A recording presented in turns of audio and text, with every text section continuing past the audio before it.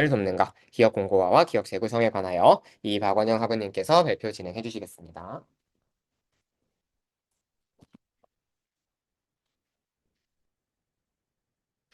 이렇게 마우스 커서가 보이나요? 여기서? 네.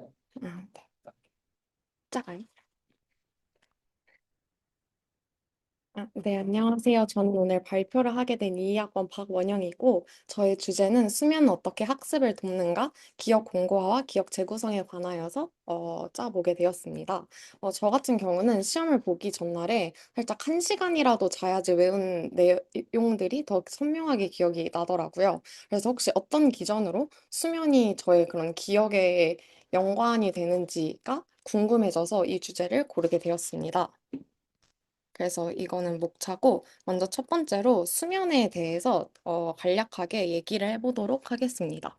먼저 수면 같은 경우에는 일반적인 사람들은 한 개의 사이클이 있는데 그 사이클이 90분에서 120분 정도가 소요가 되고 평균적으로 6번 정도의 사이클을 돈다고 되어 있습니다. 그래서 이 사이클이 네 단계로 구성이 되어 있는데요. 이 네 단계가 크게 램과 논램으로 나누어져 있습니다. 그래서 램이 뭔지를 먼저 설명을 해보자면은 램은 Rapid Eye Movement라고 해서 뇌 활동이 깨어 있을 때 수준으로 정말 활발해지는 시기입니다. 그래서 저희가 모든 단계에서 꿈을 꾸기는 하지만 이 램 수면을 하고 있을 때 가장 생생한 꿈을 꾸는 스테이지라고도 제일 잘 알려져 있습니다. 이 램 수면을 하고 있을 때는 신체는 에이토니아라고 해서 무긴장 상태에 놓이게 되는데요. 이때 눈과 호흡 근육은 예외이기 때문에 감긴 눈이 빠르게 움직인다 해서 이 REM이라는 이름이 유래되었습니다. 그리고 이 램 단계는 기억, 학습, 창의성 등의 인지 기능에 매우 중요합니다. 그렇게 램이랑 non-REM이 있는데 non-REM은 또 세 개로 나뉘어서 N1, N2, N3 이렇게 나누어집니다. 그리고 옆에 이 오른쪽에 나와 있는 이 그래프를 보시면요. EEG라고 해서 우리의 뇌파를 측정해서 그걸 그래프로 나타난 건데요. Electroencephalogram이라고 하는 이제 뇌에서 발생하는 전기적 신호를 두피에 부착한 전극을 통해서 측정하는 기술입니다. 그래서 저희가 아까 했던 램 같은 경우에는 이런 식으로 되게 낮게 찌글찌글하게 모양이 되어 있는 거를 보실 수가 있습니다. 그 다음은 이제 non-REM에 대해서 얘기를 해볼 건데, 일단 맨 첫 단계는 N1입니다. N1은 1분에서 7분 정도가 소요가 되고요. 처음에 저희가 막 잠에 들었을 때 이 단계에 진입합니다.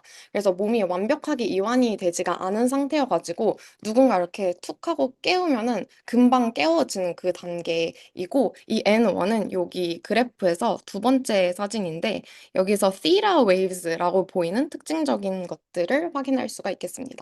N2는 이제 N1 다음에 진입하는 단계인데 10분에서 15분 정도가 소요가 되고요. N1 때보다 훨씬 더 몸이 차분해져요.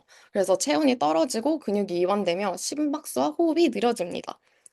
그리고 이 N2에서는 이 EEG를 보면은 제일 특징적인 게 슬립 스파인들즈랑 K 컴플렉스라는 건데요. 슬립 스파인들은 이렇게 되게 위아래로 크게 왔다 갔다 짧은 시간 안에 많이 왔다 갔다 하는 이 부분이고 K 컴플렉스는 크게 한번 올라갔다가 내려가는 거를 K 컴플렉스라고 합니다. 그리고 이 슬립 스파인들이 뒤에서도 좀 중요해서 기억을 해두시면 좋을 것 같습니다. 그 다음은 N3인데요. N3는 20분에서 25분 정도가 소요가 되고요. 이 수면을 계속할수록 일반적인 사람들은 N3 스테이지가 짧아지고 렘 수면에 더 많은 시간을 소요하게 됩니다. 이 EEG를 보면은 이렇게 크게 올라갔다 내려갔다를 되게 slowly하게 반복하는 경향을 보이는데 그래서 우리가 이 N3 단계는 델타 수면 또는 슬로우 웨이브 수면 SWS이라고도 불리웁니다. 그리고 이 단계에서는 이제 저희가 푹 잠을 자는 단계이기 때문에 뭐 신체가 회복이 된다든지 성장을 한다든지 아니면 면역 체계를 다시 재정비를 한다든지 하는 등의 저희의 신체 활동에 큰 영향을 주는 스테이지라고 보면 되겠습니다. 그 다음은 기억 공고화에 대해서 얘기를 할 건데요. 사실 아까 키노트 발표를 해주실 때 잘 설명을 해주셔서 저는 좀 짧게 설명을 하고 넘어가겠습니다. 일단 기억 공고화는 새로 형성된 기억이 일시적인 상태에서 장기적인 기억으로 안정화되는 과정을 저희가 memory consolidation이라고 합니다.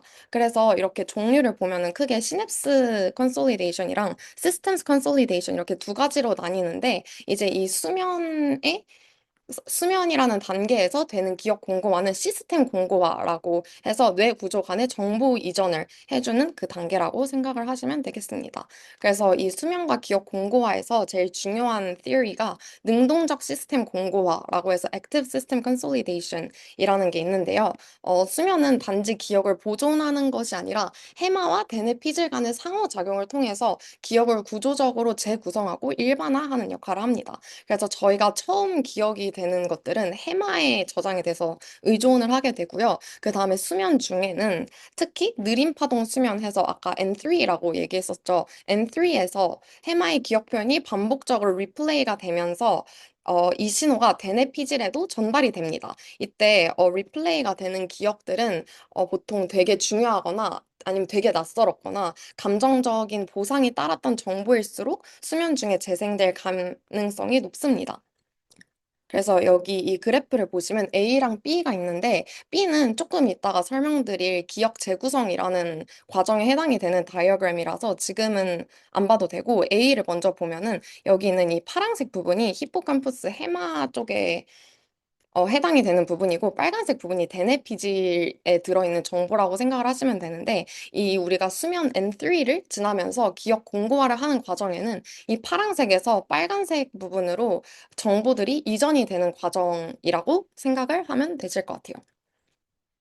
그 다음은 운동 기억 공고화에 대해서 얘기를 해볼 건데요. 일단 운동 기억이라는 것은 반복적인 움직임의 패턴을 수행해서 학습되는 기억이에요. 그러면 운동 기억 공고화는 이러한 학습을 한 후에 시간이 지나도 움직임이 더 정확하고 빨라지면서 숙련도가 향상되는 과정이겠죠. 그래서 이 운동 기억 공고화는 N2 과정의 슬립 스파인들과 상당히 높은 연관성을 보입니다. 실제로 이 N2 수면 중에 슬립 스파인들이 많을수록 다음날 운동 기억의 속도와 정확도가 유의미하게 빨라지는데요. 이 이유는 시냅스 강화 유도에 있습니다. 이 수면 방출 동안에 피질 뉴런의 칼슘 이온 유입이 증가해서 장기 강화 가능성이 증가해서 이 학습 당시에 사용된 운동 회로가 더 튼튼하게 연결되는 것을 의미합니다. 그래서 이것과 관련된 실험이 이 Sleep Modulates Word Pair Learning but not Motor Sequence Learning in Healthy Older Adults라는 논문에서 한번 다루는데요. 일단 이 실험 설계를 확인을 해보면은 과제 유형이 크게 두 가지로 나뉘어요. 그래서 첫 번째는 운동 순서 학습이라고 해가지고 Serial Reaction Time 과제거든요. 그래서 이거는 일단 네 개의 손가락을 각자의 네 개의 키보드 위에다가 올려두고 화면에 X가 뜨면은 그 X가 뜨는 위치에 따라서 키보드를 누르는 거거든요.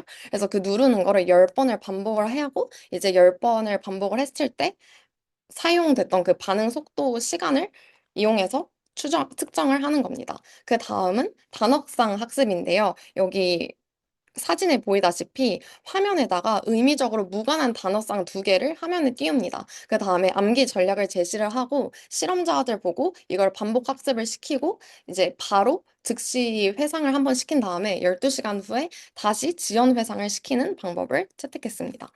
그리고 그룹도 두 가지로 나뉘었는데요. 첫 번째 그룹은 AM, PM, AM 그룹이라고 해서 아침에 학습을 시키고 잠을 자지 않고 저녁에 테스트를 한번 하고 잠을 자고 다음날 아침에 재테스트를 시키고요. 두 번째 그룹은 PM, AM, PM 그룹으로 저녁에 학습을 시키고 잠을 자고 다음날 아침에 일어나서 테스트를 보고 그 다음에 잠을 안 잔 상태에서 저녁에 재테스트를 하는 그런 그룹으로 나뉘었습니다.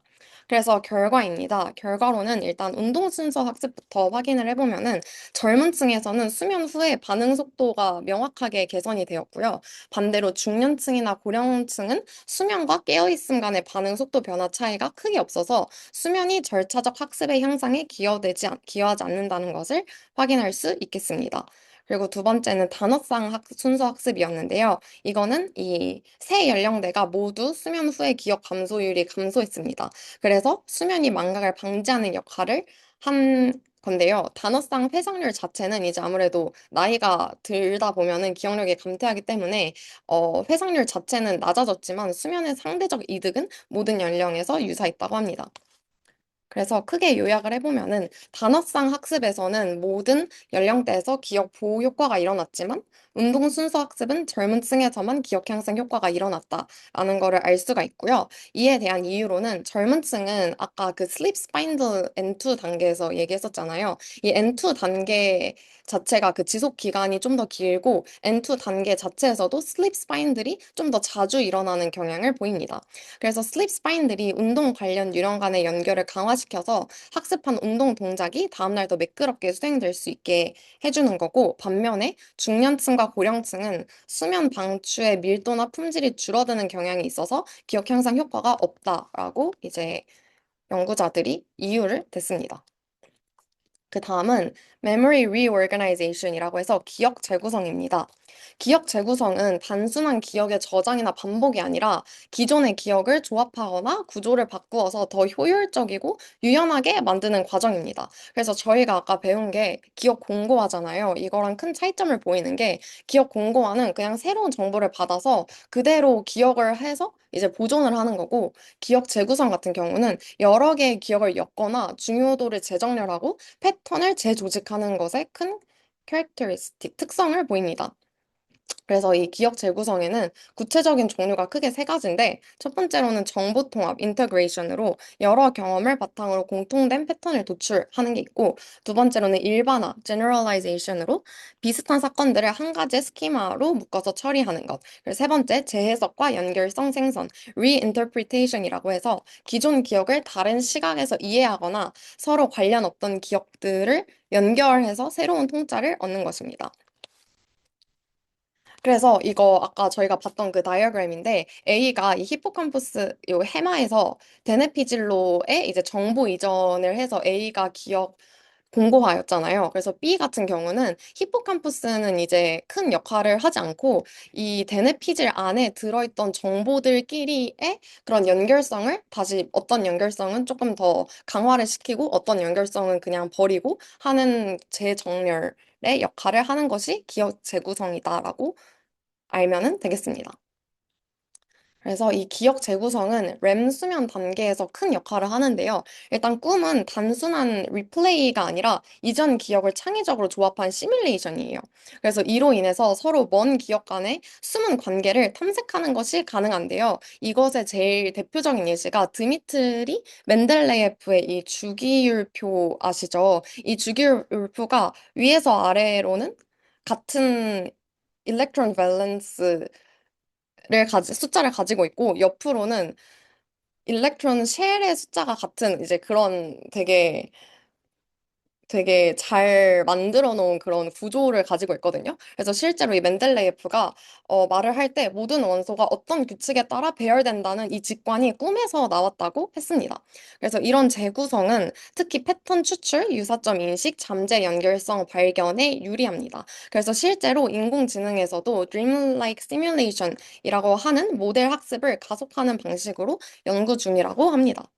그리고 또 이거랑 좀 연관이 있는 게 contrastive learning인데요. contrastive learning은 이제 비슷한 거는 가깝게, 다른 것은 멀게 학습시키는 방식입니다. 예를 들어서 여기 전자와 후자의 사진 쌍들을 보면은 먼저 전자는 둘 다 귀여운 고양이죠. 그래서 얘네들은 positive pair로 이제 비슷하게 인코딩을 되게 학습을 시키고, 이제 후자 같은 경우에는 고양이랑 자동차라서 사실 뭐 유사점이 크게 없잖아요. 그래서 이런 사진들은 음성상 네거티브 페어로 서로 다르게 인코딩 되도록 유도하는 방식을 저희가 contrastive learning이라는 것입니다. 그래서 이 수면 중의 꿈은 네거티브 샘플로 작동을 해서 현실에서의 기억의 표현 학습에 기여를 합니다. 꿈은 실제 현실이 아니고 과장되거나 비논리적이기 때문에 뇌는 그것을 실제 입력이 아닌 변형된 시뮬레이션으로 인식을 합니다. 그래서 뇌는 수면 중의 꿈을 통해서 새롭지만 비현실적인 상황을 생성을 하고요. 이를 바탕으로 이건 실제 경우가 다르다는 기준을 만들어서 결과적으로 현실 vs 비현실 간의 구분 능력을 강화하게 됩니다. 그래서 예를 들어서 뭐 여러분들이 낮 동안에 어떤 사람과 불편한 대화를 나눴어요. 근데 그게 너무 불편했던 게 기억에 남아서 그날 밤 꿈에서 그 비슷한 상황이 다시 나타난 거예요. 근데 이번에는 꿈이니까 그 사람이 갑자기 선생님으로 바뀌어서 시험을 보게 했어요. 그럼 이런 경우에는 지금 내가 선생님처럼 그 시험처럼 엄청나게 불편할 정도로 내가 그때 대화가 나한테 힘들었구나라고 해서 그때의 감정들과 그때의 상황들을 더 정교하게 기억을 할 수 있도록 도와주는 것이 이 꿈이 저희의 기억을 좀 더 단단하게 해주는 역할이라고 보면 되겠습니다. 그래서 수면은 non-REM이랑 REM, 그 다음에 다시 non-REM이랑 REM 이런 식으로 사이클을 돌잖아요. 그래서 이렇게 반복을 하다 보면은 non-REM 때 최근 기억을 선택을 하고 강화를 시킨 다음에 REM 수면 단계에서 선택된 기억 간의 연결성과 구조를 파악하게 되어서 반복적으로 네트워크 구조를 최적화하고 잘못된 연합은 걸러내는 역할을 하게 됩니다. 그래서 결론입니다. 저희는 이제 의대생이다 보니까 계속 공부를 해야 되잖아요. 그래서 이런 식으로 공부를 해야 되니까 그러면은 우리가 수면을 어떻게 우리의 공부 전략에 넣을 수 있는가를 제가 좀 찾아봤더니 크게 세 가지가 나왔는데요. 일단 시험 공부에서의 적용은 첫 번째로는 수면 전 복습하기가 있습니다. non-REM 수면 초반에는 해마 피질 간의 연결이 활성화돼서 최근 입력 정보가 우선 재생이 되거든요. 그래서 시험 전날 자기 직전에 핵심 내용을 가볍게 정리를 하고 잠에 들면은 수면 중에 자동적으로 그 기억들이 재생이 돼서 기억이 강화되는 효과를 보실 수 있습니다. 두 번째는 중요한 정보는 감정 혹은 맥락을 실어서 학습하기인데요. 아까 나왔던 얘기긴 한데, 감정적인 보상 연관 기억은 수면 중에 더 잘 태깅이 되어서 재생되고 강화되기 때문에 딱딱한 개념일지라도 스토리텔링이나 감정적 연결을 넣으면 더 잘 이제 컨솔리데이션이 일어나기 때문에 기억하기가 좀 더 용이하다고 합니다. 그리고 세 번째는 낮잠을 활용하는 건데요. 60분에서 90분 정도의 낮잠을 자면은 이제 한 사이클이 90분 정도이기 때문에 non-REM에서 REM 수면을 모두 포함을 하는 거기 때문에 절차 기억과 개념 기억을 둘 다 강화할 수 있게 됩니다. 그래서 학습을 하고 낮잠을 잔 다음에 문제풀이를 하면은 조금 더 쉽게 공부를 할 수 있다라는 얘기였습니다. 그 다음은 기술 습득에서의 적용인데요. 뭐 운동이라든지 뭐 그런 것들을 얘기하는 건데 운동 기억은 non-REM 단계에서 N2 단계의 수면 방출 (sleep spindles에 의해서 강화된다고 얘기를 했었죠. 그래서 하루 중에 가장 집중하고 싶은 운동을 오후나 저녁에 하고 충분한 수면을 취하면은 그 기술은 다음날 속도나 정확도를 모두 향상시킬 수 있습니다. 그래서 저도 실제로 춤 동아리에 있었었는데 확실히 잠을 안 자는 것보다 춤을 외우고 자고 다음날에 일어나서 다시 춤을 춰보면은 좀 더 스무스하게 쳐지더라고요. 그래서 확실히 수면을 잘 이용하면은 좋을 것 같습니다. 그래서 통합적 결론으로는 수면은 단지 휴식이 아니라 학습의 연장이라는 것과 기억은 깨어 있을 때 심어지고 잠들어 있을 때 굳어진다라는 개념을 계속 상기시키면서 공부를 하시면은 좀 더 효과적으로 공부를 할 수 있지 않을까 싶습니다. 그래서 저의 발표는 여기까지였고 Q&A 섹션입니다.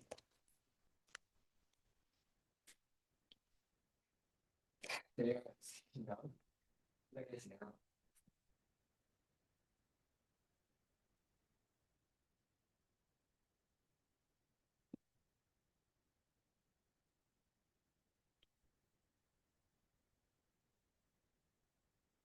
네.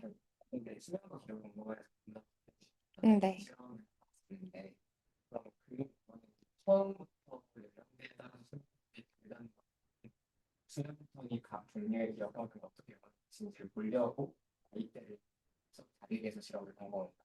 처음부터 설계가 의도적으로 다시 물어봐 주실 수 있나요? 결론이 젊은 층은 머리카락 예술의 효과가 거슬렸음에도 불구하기 때문에 네. 차이가 더 보였잖아요. 네. 근데 네. 이게 처음에 설계할 때부터 그럼 이런 차이를 인지하고 의도한 건가요? 네. 이상적인 해석. 의도하고 이제 그 N2 단계, 뭐 N3 단계 슬립 스파인들 이런 것들의 차이가 있어가지고 혹시 그런 차이들이 영향을 끼치나 등을 좀 확인하기 위해서 연령대를 나눴다고 보시면 될 것 같아요. 그 차이를 유기적으로 대입하려면 나이를 네. 좀 넣어서 그 차이를 네. 나타나. 혹시 또 다른 질문 있으세요?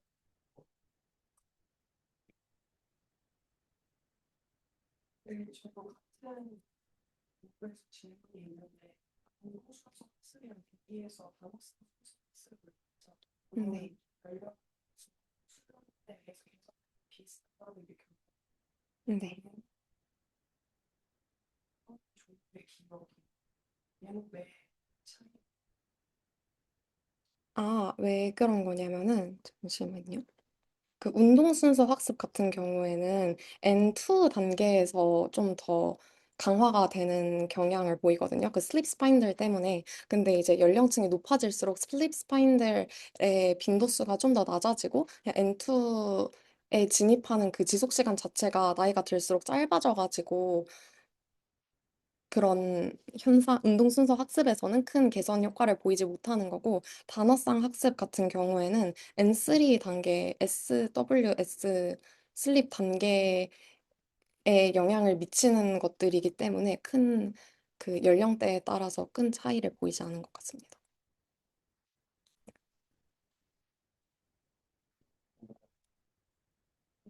이런 거 배워주시죠. 감사합니다. 되게 재밌고 완성도 높은 발표였습니다. 이제 아까 전에 제가 아주 넌지시 수면 중에는 이 리플레이를 통해서 기억이 조금 더 강화되고 그게 되뇌피질로 넘어가는 현상이 일어난다라고 설명을 드렸었는데 그게 실제로 수면의 시퀀스 중에 어떤 단계에 어떤 현상이 일어나는지를 잘 구분해 주셔서 설명했던 것 같습니다. 그래서 이제 N2 단계에서는 좀 기억이 이제 실제 되뇌피질로 이전되고 공고화되는 현상이 일어나고 그 다음에 이제 램수면 단계에서는 또 그 지역을 다시 재조직화 해가지고 잘못된 부분 쳐내고 이제 다시 완성도 있는 개념으로 정리해가는 그런 깔끔한 결론을 주셨던 것 같습니다. 실생활 적용 되게 좋네요. 실제로 잘 활용하시면 좋겠습니다. 중요한 정보는 감정 맥락을 실어서 학습하기. 네, 실제로 화내면서 공부하면 되게 공부 잘 되거든요. 네, 잘 활용하셨으면 좋겠습니다. 아무튼 아까 전에 키노트에서 약간 미처 못 다뤘던 부분에 대해서 되게 컨sol리데이션을 잘 해주셨던 것 같고요. 이제 또 수면 주제. 그렇지만 조금 다른 얘기. 이번에 이제 네 번째 보충 세션입니다. 박채린 학우님께서 수면과 꿈, 배움의 통로로 이용될 수 있을까? 라는 주제로 또 흥미로운 발표를 준비를 해주셨습니다. 네, 발표 진행해 주시면 감사하겠습니다.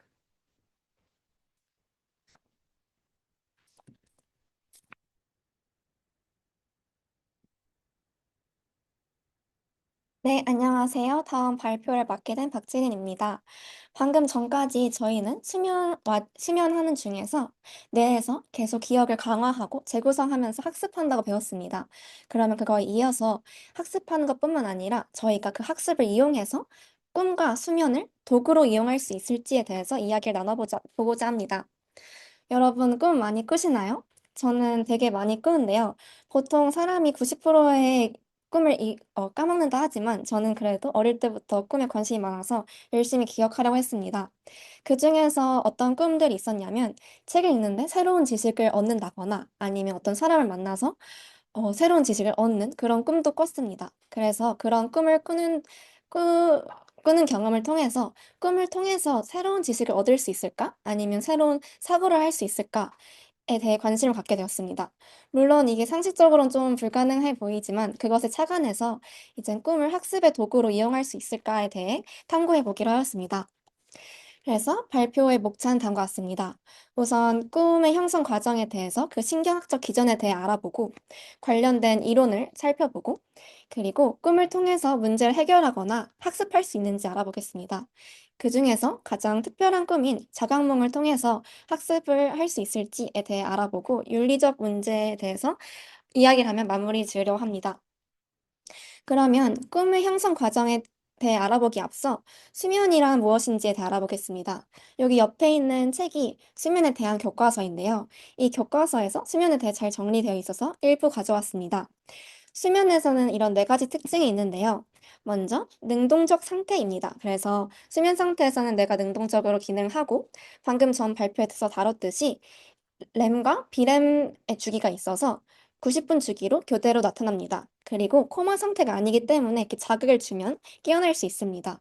그리고 행동적 기준으로는 이런 움직임 감소, 자세 유지, 반응성 감소 등의 특징을 갖고 있습니다. 방금 나눴듯이 이젠 수면은 램과 비램의 상태가 있고요. 그 상태에 따라서 각각의 뇌파가 다릅니다.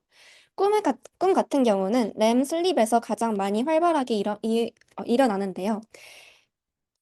렘 슬립에서 일어났기 때문에 저희는 이 수면 상태에서 수면 상태들이 어떻게 전환되는지 먼저 알아볼 것입니다. 여기 옆에 있는 이 EEG 그래프를 보게 된다면 지금 각 수면 상태가 급격하게 변하는 것을 알 수 있습니다. 하지만 연구에 따르면 이런 수면 상태가 급격하게 바뀌는 것과 달리 신경 활동은 연속적으로 일어나게 돼 있습니다. 그래서 이 그래프를 보면 이게 뉴런의 활성인데요. 뉴런의 활성이 급격하게 변하는 게 아니라 연속적으로 변하게 됩니다. 이런 수면 상태와 관련이 있는 뉴런은 크게 두 종류가 있습니다. 램온 뉴런이 있고 램오프 뉴런이 있습니다. 램온 뉴런은 아세틸콜린을 이용하는 뉴런이고요. 램오프 뉴런은 노르에피네프린이나 세로토닌을 이용하는 뉴런입니다. 램온 뉴런은 이름에서 볼 수 있듯이 램 수면 상태를 야기시키는 뉴런이고 램오프 뉴런은 램 수면에서 벗어나게 하는 아니면 램 수면을 억제하는 뉴런입니다. 그거에 대한 위치는 여기 논문에서 탐구를 했는데 이게 고양이의 뇌인데 이 면을 따라 절단을 했을 때 이쪽에 있는 브레인스템 부분에서는 램 주기가 계속 일어난 반면 폴브레인 쪽에서는 램 수면이 더 이상 일어나지 않았습니다. 이걸 통해서 여기 브레인스템 쪽에서 램온 뉴런이 많이 분포해 있다는 것을 알 수 있습니다. 그래서 이 그래프에 다시 돌아오게 된다면 신경 활성이 이렇게 연속적으로 일어나고 있는데 이런 신경 활성이 어떤 이 역치를 딱 넘어서는 순간 램 수면을 유도하게 됩니다. 그래서 근육이 이완되거나 아니면 안구 운동이 급격하게 일어나면서 램 수면이 일어나게 되는 것입니다. 이게 2011년 연구인데요. 좀 더 최근 2020년 연구에서는 조금 더 수면 단계에 대해서 더 많이 연구가 되어 있어서 이렇게 복잡한 도형이 나왔습니다. 그래서 다양한 뉴런과 신경 전달 물질이 각성 상태와 수면 상태에 관여한다는 것을 알 수 있습니다. 각성 상태에서는 흥분성 신경, 글루타메이트 뉴런이 활성화되고 수면 상태, 여기 SWS라 써 있는 거는 슬로우 웨이브 슬립이라서 비렘 상태를 생각하시면 됩니다. SWS나 램 수면 상태에서는 억제성 신경이 여기 위에 있는 흥분성 신경을 차단함으로써 수면 상태를 유도한다는 것을 알 수 있습니다. 그래서 이 각성과 수면 상태에서 다양한 뉴런들이 역할을 하는데요. 각각 W 아니면 SWS 아니면 램 수면 상태에서 다른 세포들이 역할을 하면서 수면 상태가 변화하게 되는 것입니다. 그러면 이제 수면에 대해 알아보았으니 꿈에 대해서 알아보겠습니다. 꿈이라는 거는 감각 입력이 차단된 상태에서 뇌가 기억, 감정, 상상, 내적 요구를 알아서 조합해서 만들어내는 시뮬레이션입니다. 그래서 환상이라고 생각하실 수 있습니다. 그래서 시각 피질이나 감정 중추, 기억 관련 부위에서 되는 반면 전전두엽에서는 활성화가 되지 않기 때문에 논리적인 사고나 판단, 자기 통제가 어렵습니다. 그래서 비현실적인 꿈을 꾸거나 아니면 비현실적인 꿈을 꾸게 되는 것입니다. 이런 꿈에 대한 신경학적 회로에 대해 알아보겠습니다. 신경학적 회로에 대한 가장 고전적인 이론은 Activation Synthesis Theory인데요. 여기에서 가장 중심되는 개념은 activation이고 synthesis 이 두 가지입니다. activation은 여기 뇌간 부분에서 무작위 신호가 발생한다는 것입니다. 여기에서 무작위 신호가 발생을 한다면 이 신호가 이렇게 뇌의 다른 부위로 이동하게 됩니다. 그러면 이 피질에서는 그 무작위 신호를 해석하기 위해서 의미를 부여하게 됩니다. 그 의미를 부여하는 과정이 꿈이라고 설명하는 이론이 이 활성화 종합 이론입니다. 이 옆에 있는 도식은 논문에서 가져온 것으로 조금 더 단어가 많이 써여 있는 도식이고요. 그치만, 네. 그리고 이 이론을 뒷받침하는 뇌파가 PGO파입니다. PGO파는 PGO가 각각 교내와 시상의 외측 슬상체, 그리고 후두 옆 시각 피질을 각각 대표하는 알파벳인데요. 여기 파란색에서부터 시작해서 시각 피질까지 뇌파가 발생한다고 합니다. 이것은 딱 렘 수면의 시작 단계에서 발생하기 때문에 이게 꿈과 관련된다는 걸 알 수 있고 방금 전 슬라이드에서 설명드린 Activation Synthesis Theory를 뒷받침하게 됩니다. 근데 방금 전에 이 이론은 무작위 신호를 가정하고 있습니다. 그렇지만 사실상 뇌에서 꿈을 꿀 때 무작위 신호가 아니라 저희 기억을 토대로 신호를 만들어내기도 하고 아니 문제 해결을 위해서 창의적 신호도 만들어내기 때문에 마냥 무작위 신호라고 할 수 없습니다. 그래서 이게 한계점인데요. 이 알란 홉슨이라는 사람이 이걸 좀 더 발전시켜서 에임 모델이라는 이론을 만들었습니다. 에임 모델은 단지 꿈에 대해 설명하는 것이 아니라 꿈이나 아니면 각성 상태, 그러니까 웨이크 된 상태, 아니면 뭐 루시드 드림, 저희가 나중에 살펴본 자각몽 이런 다양한 의식 상태에서 설명을 한 이론입니다. 그래서 설명을 하기 위해서 이 A, I, M 세 가지를 이용해 설명하는데요. 각각이 뭔지 알아보자면 A는 액티베이션으로 내가 얼마나 활성화됐는지에 대한 것입니다. I는 input output gating인데요. 이것은 이젠 어디서 신호가 오는지입니다. 그래서 여기 internal이라는 거는 저희 뇌 내부에서 신호를 만들어내는 거고 external이라는 것은 밖에서 어떤 감각 신호가 오는 것입니다. 그리고 세 번째 modulation은 신경화학적 조절로 어떤 신경 전달 물질을 사용하는지에 대한 것입니다. 그래서 여기 3차원 도표를 그릴 수 있는데요. 살펴보면 렘 수면에서는 지금 액티베이션은 높은 상태입니다. 그래서 뇌는 많이 활성화된 상태고 인풋 아웃풋 게이팅에 대해서는 내부에서 신호가 만들어지는 과정입니다. 내부에서 신호가 만들어지는 수면 상태입니다. 그래서 뇌 속에서 어떤 신호를 만들고 떠올리게 되는 거죠. 그리고 모듈레이션 같은 경우는 아세틸콜린을 많이 사용하고 있는 뇌 상태입니다. 이런 식으로 A 모델에서는 이 세 가지를 이용해서 의식 상태를 설명할 수 있습니다. 이런 이론들을 조합해 본다면 꿈과 관련된 신경 회로망을 이렇게 정리할 수 있습니다. 우선 뇌간에서 렘 수면을 유도하게 됩니다. 이때 관여하는 게 레먼 뉴런이랑 램업 뉴런이고 거기에서 또 피지오 파형을 생성하게 됩니다. 그럼 이 파들이 시상을 통해서 대뇌 피질과 변형계로 이동하게 됩니다. 대뇌 피질에서는 여러 가지 영역이 있는데 시각 영역 피질에서는 꿈속의 시각 이미지를 생성하고 언어 영역에서는 언어를 처리하고 두정엽에서는 공간을 인식하기 때문에 꿈속에서 현실감을 느껴지게 하는 것입니다. 그리고 변형계에서는 이제는 감정이나 기억과 관련된 요소를 처리하게 되어 있습니다. 그래서 이런 대뇌 피질이나 변형계는 꿈에서 많이 활성화되고 있는 반면 전전두엽 피질은 억제되고 있습니다. 전전두엽 피질은 논리성이나 자기 되돌아보는 그런 역할을 하고 있는데 그런 게 억제되기 때문에 아까 말씀드렸듯이 비현실적인 꿈을 꿀 수 있게 되는 것입니다. 그래서 이와 관련된 신경 전달 물질이 이렇게 다양하게 있고 각각 어떤 수면을 유도하는지도 다양하게 있습니다. 최근에는 기능적 네트워크로 뇌 기능적 네트워크가 꿈과 연결된다는 연구가 많이 되어 있습니다. 그래서 기능적 네트워크라는 거는 이제 뇌의 어떤 부위들이 합해서 같이 기능을 이룬다는 것입니다. 그래서 세 가지에 대해서 볼 건데요. 가장 먼저가 DMN입니다. DMN 같은 경우는 내부 지향적 사고, 그러니까 자기를 성찰하는 거, 아니면 자전적 기억, 이제 과거를 생각하는 거, 아니면 자유연상, 이젠 막 떠오르는 거, 이런 것들의 기능과 연결이 돼 있는데요. 이런 것들이 꿈에서 많이 활성화됩니다. 그래서 꿈의 스토리나 장면을 구성하게 됩니다. 그리고 이제 옆으로 넘어가면 CEN이 있습니다. CEN 같은 경우는 계획하거나 판단하거나 자기 조절을 하는 중추이기 때문에 이 부분은 램에서 억제되고 있습니다. 그래서 램에 억제되기 때문에 비논리적이거나 꿈에서 자기를 인식하지 못하게 됩니다. 그리고 SN 같은 경우는 정서적 또는 의미 있는 자극을 선택하는 역할을 하는 뇌의 부위입니다.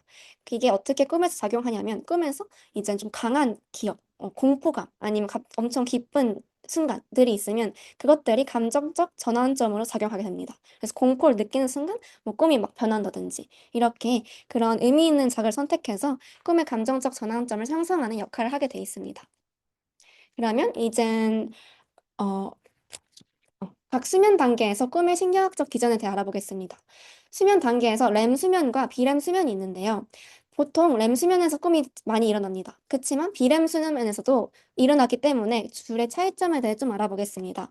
렘 수면은 방금 설명했던 그런 과정을 통해서 꿈이 일어납니다. 그래서 이 옆에 표는 그것을 도식화한 거고요. 비렘 수면에서는 뇌의 많은 부위들이 비활성화된 상태입니다. 그치만 간혹 꿈을 꿀 때도 있는데요. 그때는 해마와 연결된 기억 재처리 과정에서 단편적인 꿈을 형성하는 것입니다. 이땐 생생하거나 비현실적인 이런 큰 스케일의 꿈을 꾸는 것이 아니라 단순하거나 반복적인 꿈을 꾸게 되어 있습니다. 그러면 이젠 꿈의 신경학적 기전에 대해 알아봤으니 꿈을 통해서 학습을 할 수 있는지 아니면 문제 해결할 수 있는지에 대해 알아보겠습니다. 방금 전 학우님의 발표에서 저희는 기억 공고화와 기억 재구성에 대해 알아봤습니다. 기억 공고화를 통해서는 기억이 강화되고 있습니다. 그래서 저희가 배웠던 것에 대해서 다시 학습할 수 있는 기회를 꿈이 주게 되는 것이죠. 그리고 두 번째는 기억의 재구성인데요. 앞 발표에서 말씀했듯이 주기율표의 예시도 있고, 이제 벤젠고리 아니면 비틀즈의 곡 아니면 신경 전달 물질에 대해서 알아낸 이 과학자들이랑 이 음악가는 꿈에서 모두 아이디어를 얻었다고 합니다.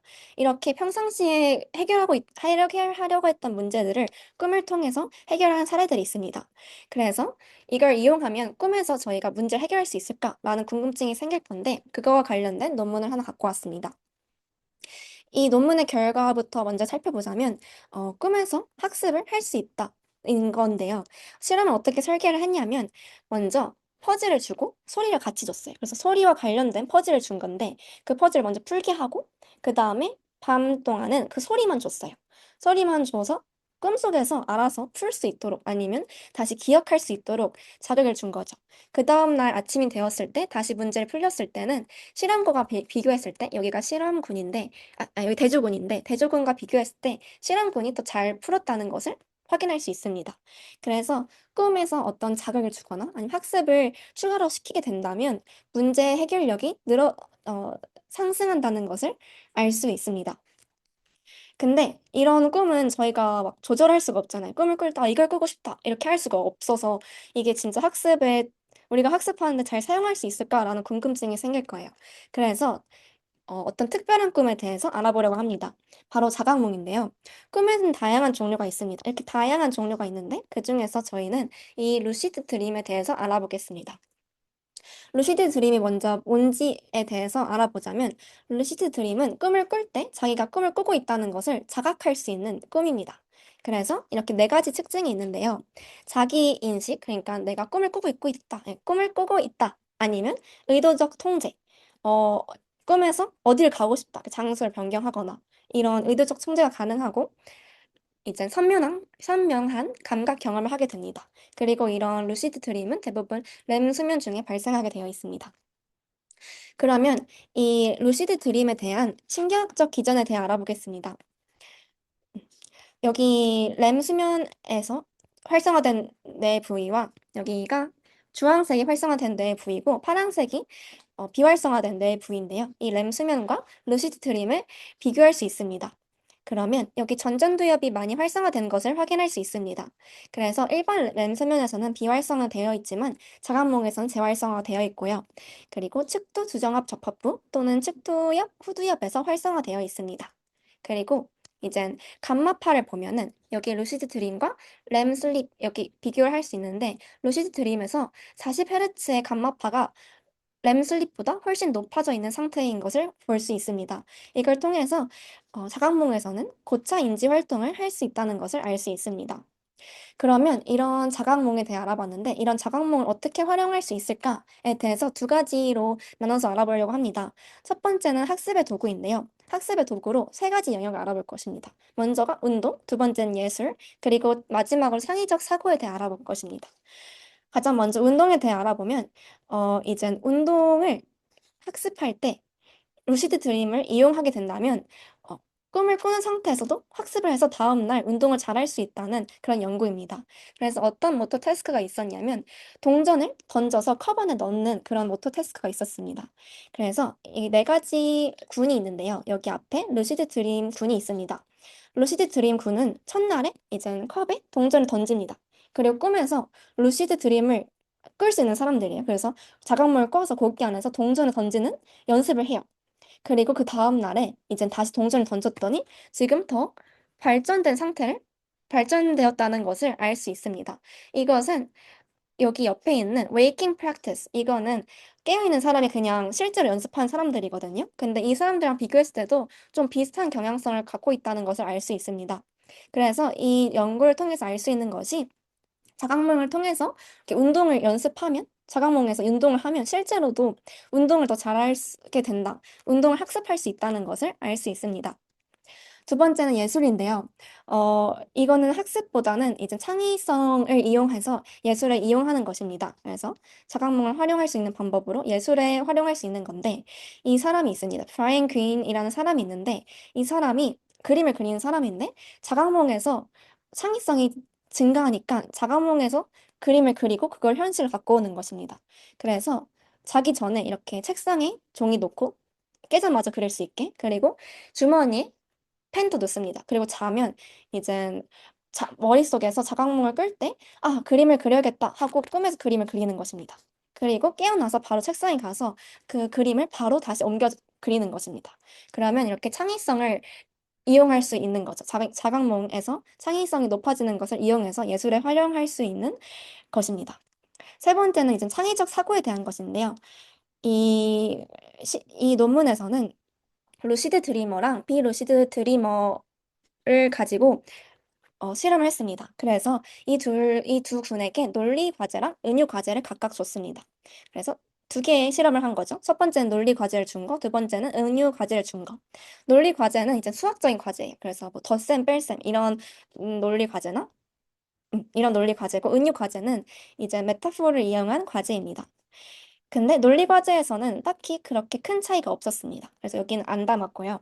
은유 과제에서는 큰 차이가 있었습니다. 은유 과제에서는 루시드 드리머가 훨씬 더 좋은 평가를 얻게 된 것입니다.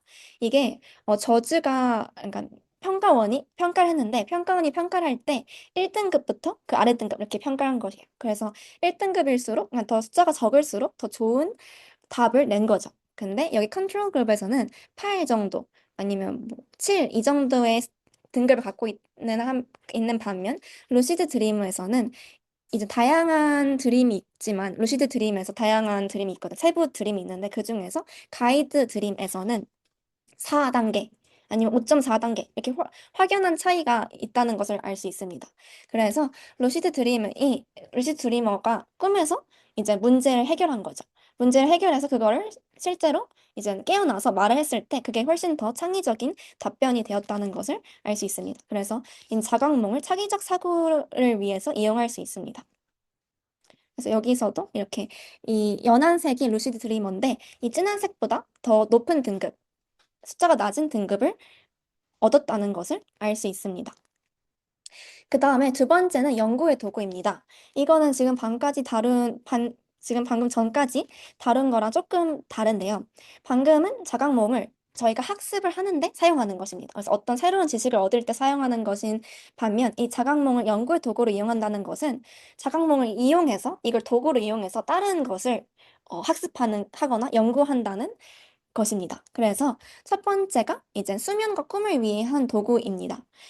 실제로 현재는 이 자각몽 이용하지 않는다면 꿈을 연구하기 좀 어렵습니다. 왜냐하면 꿈은 그냥 뇌파이기 때문에 연구하기 어렵고, 또 꿈을 꾸고 오면은 꿈을 기억하지도 못하고 많이 잊어버리기 때문에 꿈을 연구하기 어렵습니다. 그래서 이 연구자들은 자각몽을 이용해서 꿈속에 들어가서 약간 상호작용을 하고 또 기억하면 꿈을 연구할 때 도움이 되지 않을까라고 해서 연구를 진행해 봤습니다. 그래서 이 논문은 Real-time Dialogue Between Experimenters and Dreamers인데, 얘는 이제 의사소통을 할 수 있다는 것입니다. 그래서 자각몽을 꾸고 있는 사람과 실제 사람이 의사소통을 할 수 있다.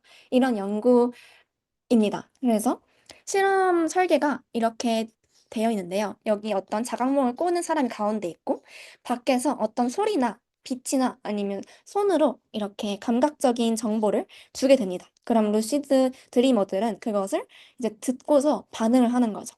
그래서 네. 그래서 소통할 수 있는지를 알아본 것입니다.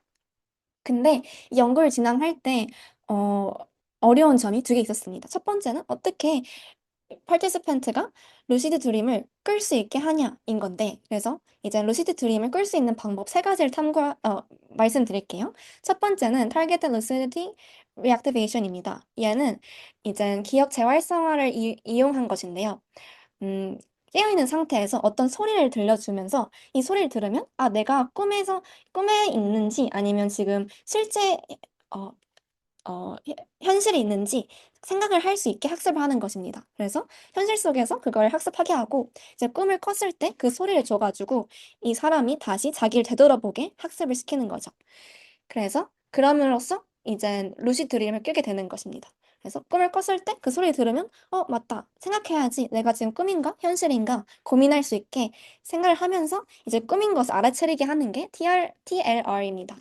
두 번째는 WBTB 메서드인데요. 이거는 이제 램 수면을 생각해 보면 램 수면 주기가 90분이지만 뒤로 갈수록 램 수면 좀 더 길어져요. 처음엔 램 수면 짧다가 그 뒷주기에 있는 램수면 좀 더 길기 때문에 그걸 이용하는 것입니다. 그래서 90분 3번 자는 거예요. 4.5시간 자고 좀 깨어 있어요. 깨어 있을 때, 난 자각몽을 꿀 거다. 이렇게 생각을 하고 다시 자는 거예요. 그럼 다시 램수면 주기에 딱 맞기 때문에 그때 이제 자각몽을 꿀 확률이 높은 램수면에서 자각몽을 꿔야겠다라는 굳은 인지 때문에 자각몽을 꿀 수 있는 게 이 두 번째 방법입니다. 세 번째 방법은 그냥 이제 알아서 자발적으로 자각몽을 꾸는 방법입니다. 그래서 이 연구에서는 이 세 가지 방법을 이용했고요. 두 번째로는 어떻게 이 자각몽을 꾸는 사람이랑 의사소통할 수 있을까에 대한 질문이 있었어요. 그래서 이 사람들이 이용했던 게 eye movement입니다. 그래서 꿈을 꾸는 상태에서 눈을 움직이는 거죠. 좌우로 움직이면서 의사소통을 하는 것입니다. 그래서 이게 성공을 했는데 여기 아래 보면은 이게 렘 수면 단계거든요. 근데 여기 어 뇌파가 좀 다른 걸 볼 수 있습니다. 좀 굵직굵직하게 있는데 이게 눈을 알아서 움직이는 것입니다. 움직이면서 내가 자가몽에 있어요를 알려주는 거예요. 그래서 이제 실험을 했어요. 그러니까 질문을 했어요. 8 빼기 6은 하면 이제 눈을 두 번 왔다 갔다 하면서 어, 이다 이렇게 말을 하는 거예요. 그래서 이렇게 의사소통이 가능하기 때문에 이걸 통해서 연구를 했습니다.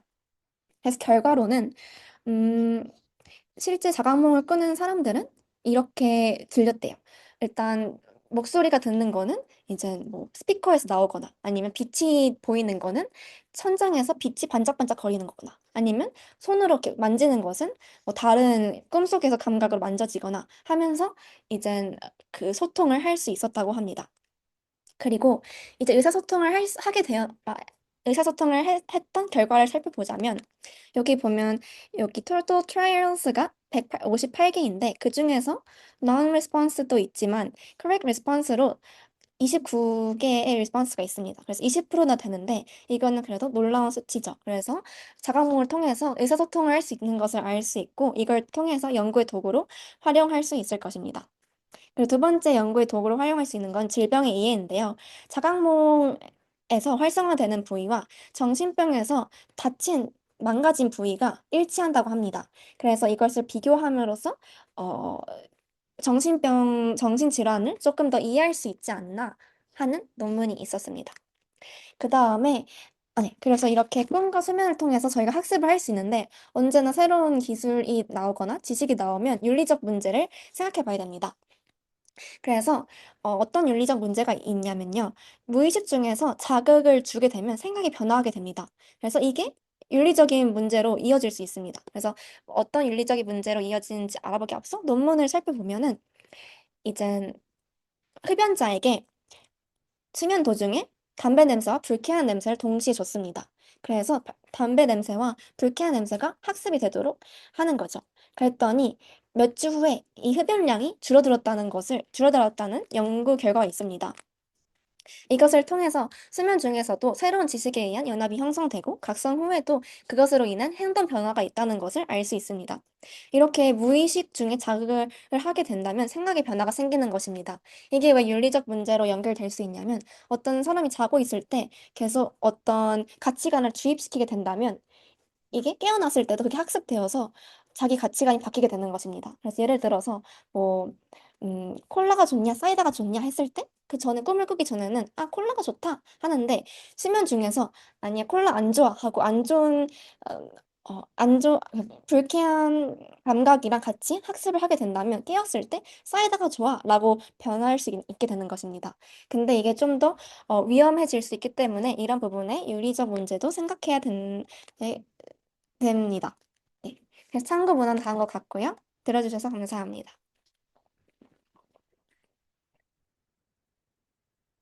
시간 관계상 질문을 해주셨고, 전 여러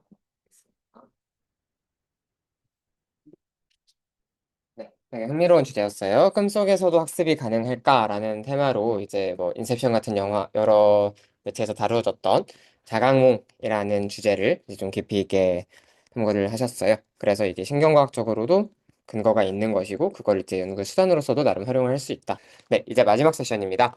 21학번 박현서 학우님께서 잃어버린 연결, 시냅스 손상과 알츠하이머 인지기능 장애라는 제목으로 알츠하이머에 대해서 지금까지 우리가 가지고 있었던 일반 상식과 또 다른 새로운 메커니즘을 제시를 해주시겠습니다.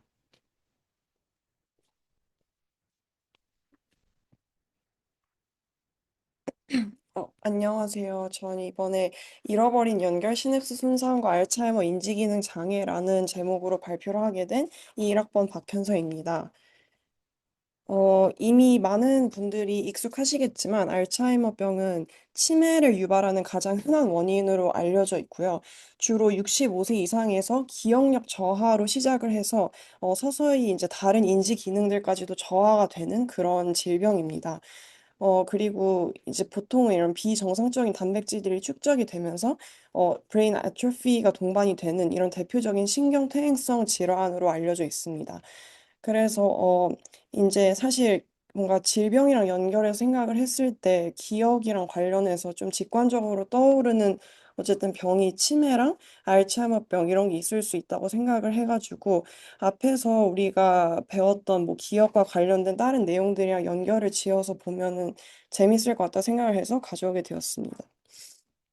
그래서 알츠하이머병은 기본적으로 아까 말씀드렸듯이 비정상적인 단백질들의 축적에 의해서 나타나는데 제일 기본적으로는 이 아밀로이드 연쇄 반응 가설에 의해서 진행이 된다고 이해가 되고 있습니다. 익숙하신 분들도 있을 것 같은데 일단 이 아밀로이드 베타 프리커서 프로틴이라는 애가 베타 시크레테이스랑 감마 시크레테이스에 의해서 연속적으로 절단이 되면은 아밀로이드 베타라는 애가 생기고요.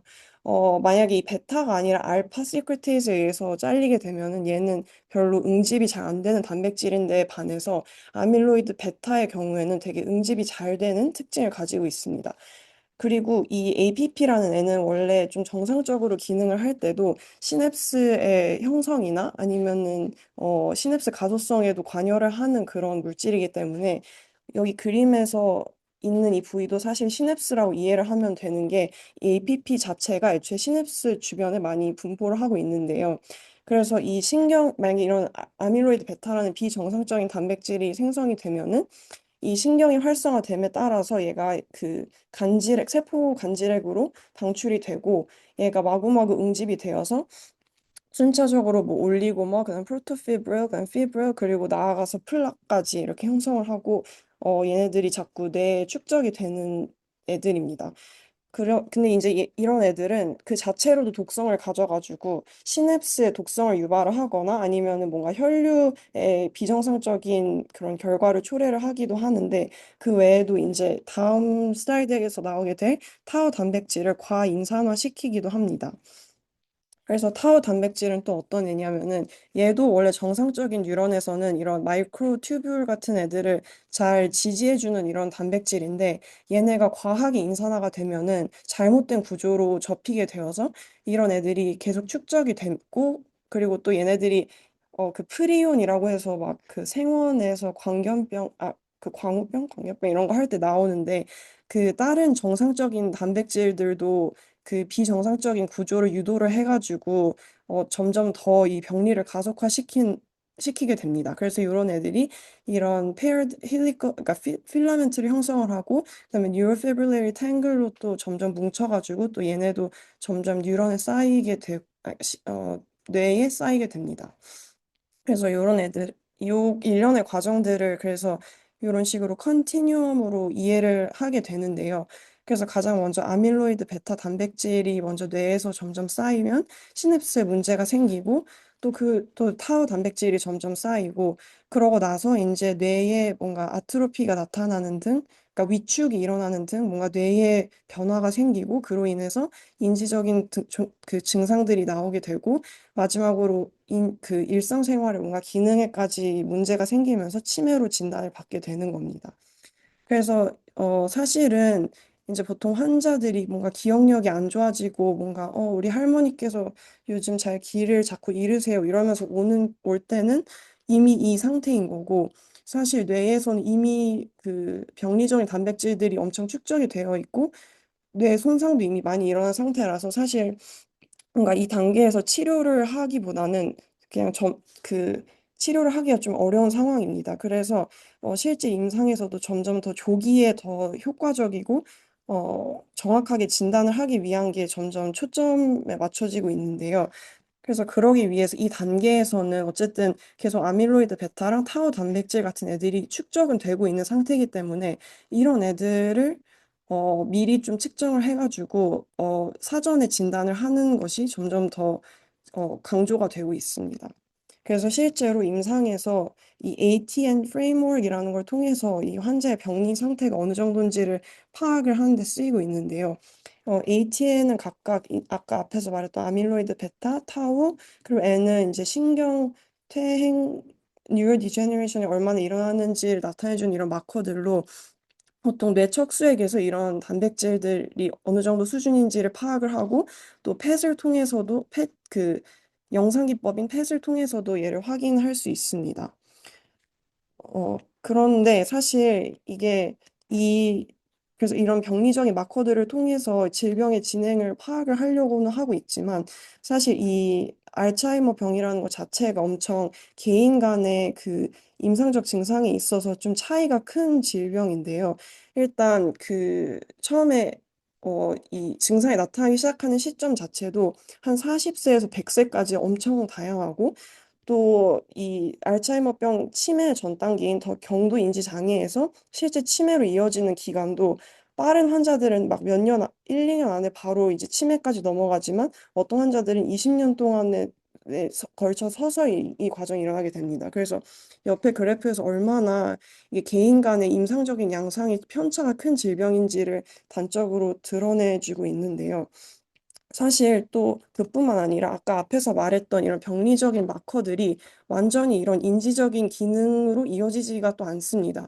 예를 들어서 비슷한 수준의 이 병리 마커를 보이는 환자이더라도 어떤 환자들은 아무런 인지적인 그런 문제가 없는데 반해서 어떤 환자들은 이미 막 되게 심하게 기억력이 안 좋아지거나 뭐 기능을 수행하기 어려워하거나 이런 차이들이 존재를 하기 때문이죠. 그래서 뭐 선행 연구들을 보면은 이 아밀로이드 베타나 타우 단백질 같은 애들은 알츠하이머와 관련된 인지장애의 뭔가 개인 간 차이를 한 20에서 40% 정도밖에 설명을 해주지 못한다고 하고 있습니다.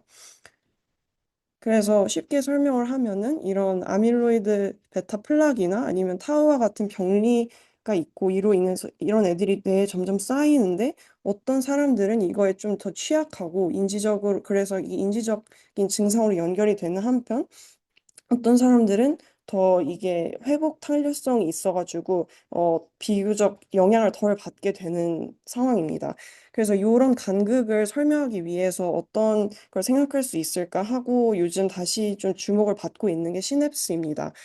사실 아까 앞에서 설명을 해주셨을 때 이게 새로운 이론이라고 말씀하셨는데 사실 새로운 이론이라기보다는 여기 앞에서 원래도 항상 시냅스의 뭔가 변화로 인해서 이 알츠하이머 병이 일어나는 거라는 거는 사람들이 다 생각을 하고 있었지만 뭔가 예전에는 이런 단백질들이 이 병리의 아무래도 주요한 원인이다 보니까 이런 애들을 좀 초점을 맞춰서 연구랑 뭐 임상이 이뤄졌다고 하면은 요즘엔 이제 이 시냅스를 조금 더 주목을 하고 있다라고 좀 이해해 주시면 될 것 같습니다.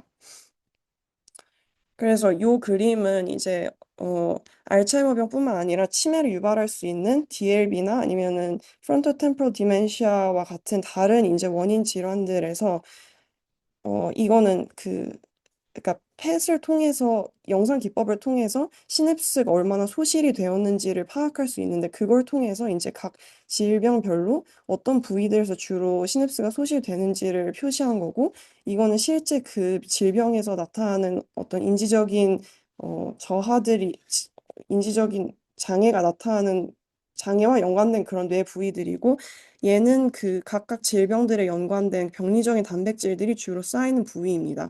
그래서 이 양상을 보더라도 예를 들어 알츠하이머 같은 경우에는 주로 시냅스가 처음에 히포캠퍼스랑 템포럴 콜텍스 쪽에서 먼저 소실이 되어서 기억력 저하와 같은 증상들이 먼저 나타난 다음에 점점 이렇게 위쪽으로 시냅스가 점점 소실이 되는 양상을 관찰할 수가 있는데 사실 이 단백질 병리에 의한 요 맵보다도 오히려 이 임상적 양상이랑 더 대응이 잘 되는 걸 확인할 수가 있죠.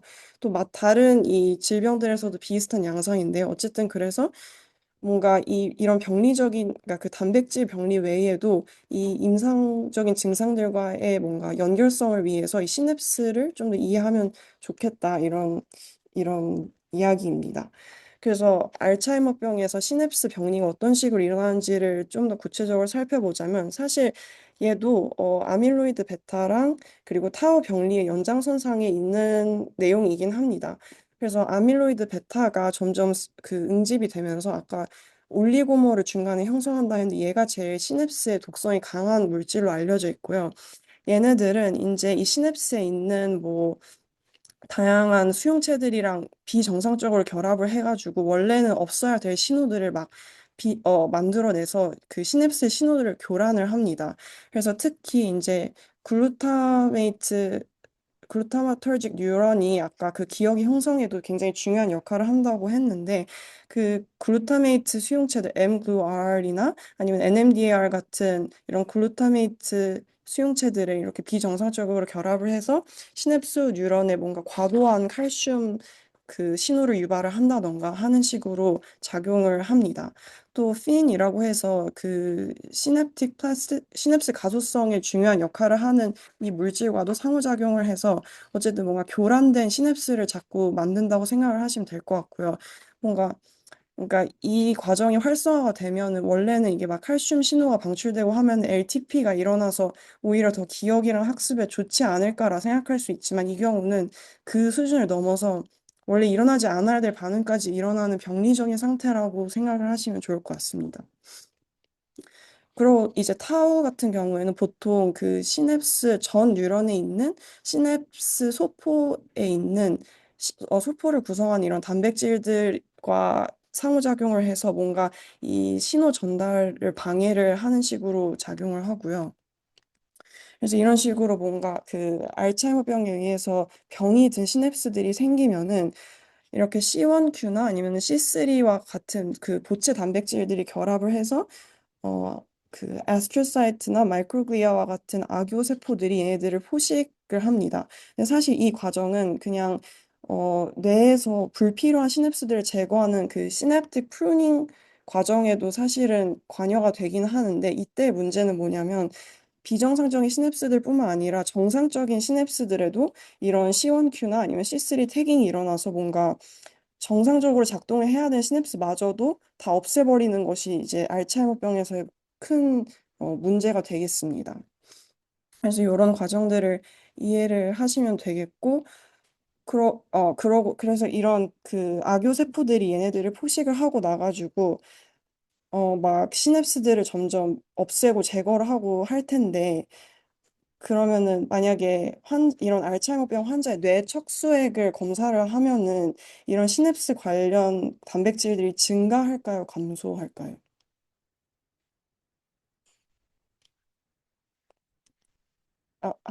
아무 증가할까요? 감소할까요?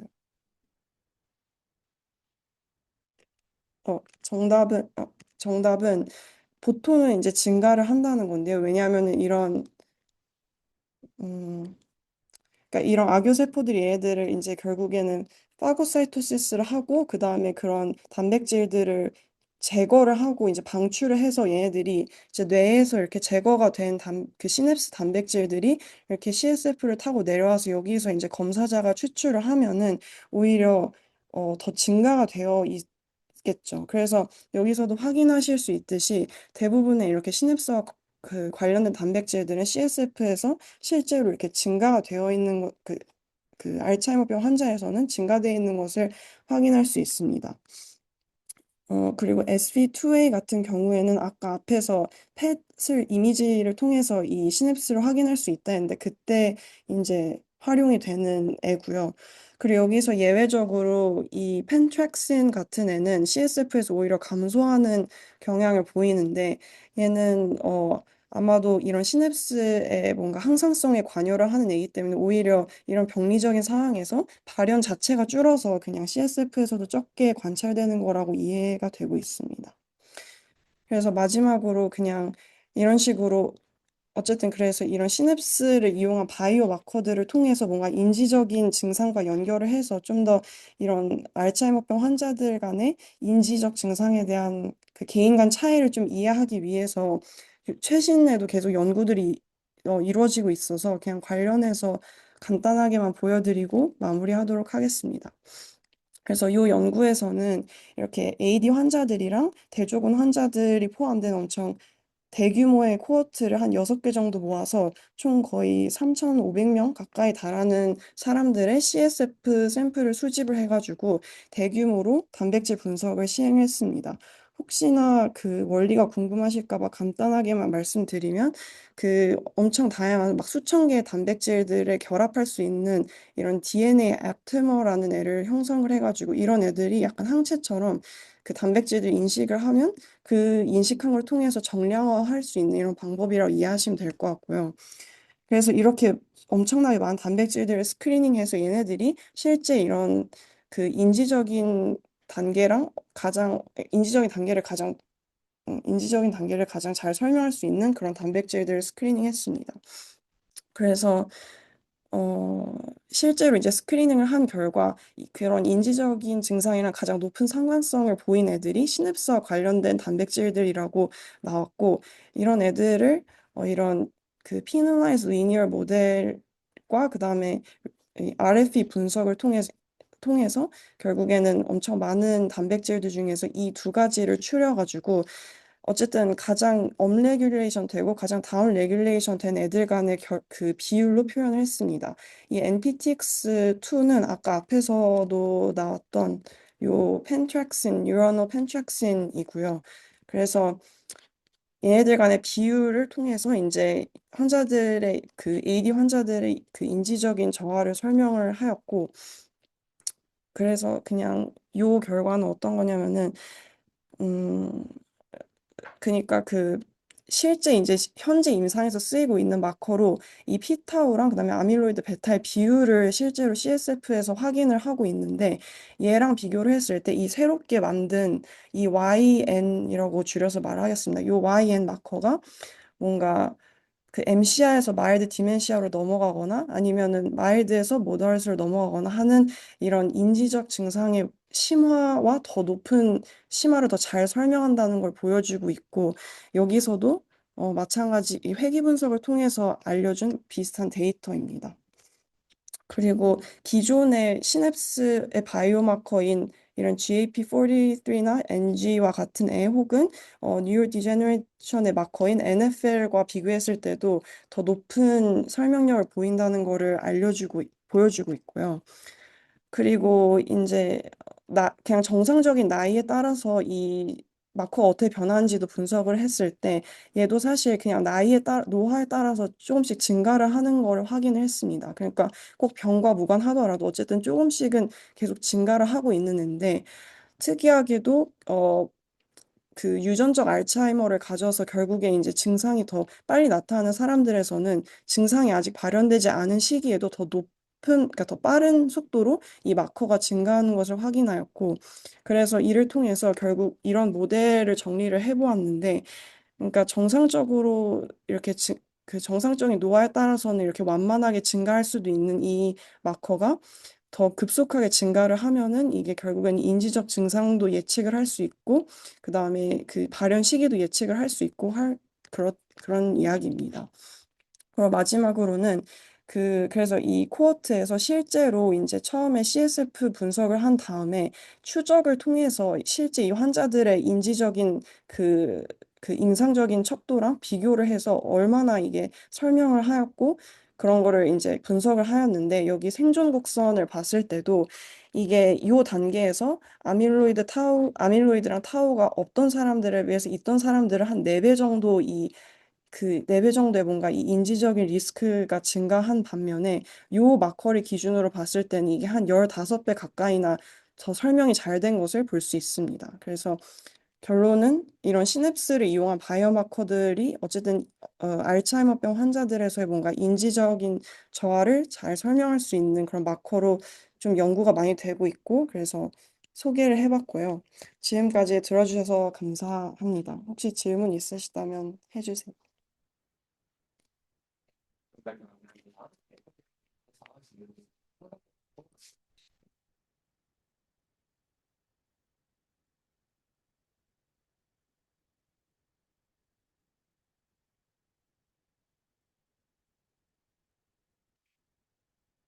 혹시 마지막에 보여주신 연구에서는 그럼 실제상으로는 그냥 유리됐었던 수많은 단백질 중에서 제일 대중化딱 두 개를 선택해서 그냥 마커로 이렇게 채택을 했더니 그 인지 손상을 측정하는 데 좋은 방법으로 생각할 수 있었다라고 이제 설명은 되어 있는데 저 단백질이 어떤 메커니즘으로 작용하는지에 대한 설명 특별히 나와 있지 않고 바이오로서의 활용성을 느끼는 어, 그러니까 일단 이 두 개가 다 시냅스와 관련이 있는 뭔가 몰레큘이라고는 알려져 있는데 정확하게 어떤 기능을 하는지는 특히 이 YWHAG라는 애는 잘 알려져 있진 않고 단지 그냥 구성하는 단백질 중 하나라고만 알려져 있는 상태입니다. 그리고 이 NPTX2가 그나마 좀 더 기능이 잘 설명이 되어 있는데 아까 말씀드렸다시피 그 시냅스에서 뭔가 항상성을 통해서 신호를 잘 조절해주는 그런 애여가지고 AD 환경에서는 굉장히 감소가 되어 있는 거를 그러니까 발현 자체가 감소되어 있어서 CSF에서도 굉장히 감소가 되어 있는 이런 아이입니다. 그러면 이걸로 세션 되겠습니다.